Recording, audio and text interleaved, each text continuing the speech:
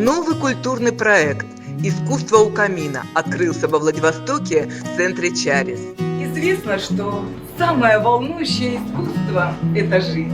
И мы хотим, чтобы сегодня, как в жизни, мы все чувствовали себя естественно, непринужденно. Алексей Юрковский окончил Санкт-Петербургскую государственную консерваторию имени Римского-Корсакова. Он лауреат международных конкурсов, в том числе конкурсов имени Федора Ивановича Шаляпина, Сергея Яковлевича Лемешева и многих других. С успехом выступал в таких залах, как Большой зал Московской государственной академической филармонии имени Петра Ильича Чайковского, Большой концертный зал Октябрьский в Санкт-Петербурге, Российский центр науки и культуры в Танзании, городе Дар-эс-Салам.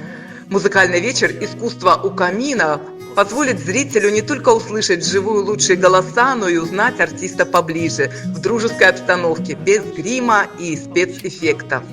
Так как проект был с радостью принят зрителям, он, несомненно, украсит культурную жизнь Владивостока. Автор идеи, организатор и ведущая проекта, мастер художественного слова Наталья Форикова. Белой чайкой по быстрым волнам, чтоб нас сторожа не догнали.